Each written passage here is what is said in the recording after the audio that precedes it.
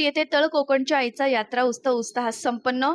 नेवासा तालुक्यातील फतेपूर येथे तळ कोकणच्या आईचा आषाढी वार्षिक यात्रा कैलासवासी रामभाऊ भीमाजी कोकरे यांच्या कृपाशीर्वादाने गुरुवर्य तुळशीराम देवा कोकरे, गुरुवर्य मुक्तीराम देवा कोकरे यांच्या अधिपत्याखाली मोठ्या उत्साहात व भक्तिमय वातावरणात संपन्न झाला।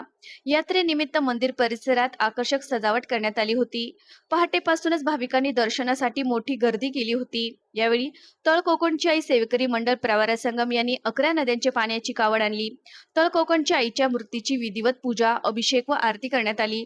दिवसभर विविध धार्मिक कार्यक्रमांचे आयोजन करण्यात आले होते। परिसरातील भाविकांनी मोठ्या श्रद्धेने यात्रेत सहभागी होत देवीचे दर्शन घेतले। यावेळी देवीचे भगत पोतरास यांनी आपल्या देवीच्या ओव्या सादर करत मनोभावाने पूजा केली।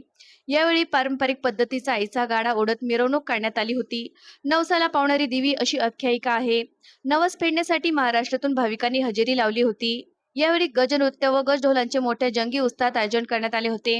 यात्रेनिमित्त गावात उत्साहाचे वातावरण निर्माण झाले होते। भाविकांसाठी विविध दुकाने, खाद्यपदार्थांचे स्टॉल तसेच मनोरंजनासाठी साधने उपलब्ध करण्यात आली होती। यात्रा सुरळीत पार पाडण्यासाठी आयोजक व ग्रामस्थ व समस्त कोकरे परिवार, धुळवेश्वर ग्रुप फतेपूर, तळ कोकणची आई सेवेकरी मंडळ प्रवारा संगम, आदर्श तरुण मंडळ मोहरी, माजी लाखाबाई लाडी, पोतराज पाटी घोगरगाव व स्वयंसेवकांनी विशेष परिश्रम घेतले। यावेळी गुरुवर्य तुळशीराम देवा कोकरे यांनी मुलाखत दिली, तर पाहूया सविस्तर। नेवासा तालुक्यातील फतेपूर येथे तळ कोकणच्या आईचा मोठा उत्साह भाविकांच्या उपस्थितीमध्ये या ठिकाणी संपन्न झालेला आहे। गुरुवर्य तुळशीराम देवा कोकरे यांच्या अधिपत्याखाली आणि गुरुवर्य मुक्तीराम देवा कोकरे यांच्याही अधिपत्याखाली हा मोठा उत्साह महाराष्ट्रभरातील एक नामांकित उत्साह या ठिकाणी संपन्न होत असतो। अनेक महाराष्ट्रातून भाविक भक्तिभावाने या ठिकाणी पूजन करायसाठी आणि आपल्या मनोकामना पूर्ण करण्यासाठी येत असतात। अगदीच भक्तीला भुकेलेली ही तळ कोकणची आई देवी आहे। फारच अतिशय या ठिकाणी भक्तिभावाने महाराष्ट्रातून लोक येत असतात। आपण त्याबद्दल काय सांगाल?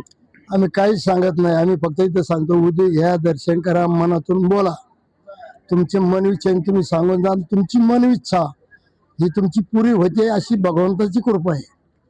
ते तळ कोकणच्या आईचा नियम असा आहे, आज 5 पिढ्या 3 पिढ्यापासून भक्ती आलेली जुन्या पुराण्यापासून, तेव्हा तिने कशा लोकांना गुण येतोय मला माहिती नाही।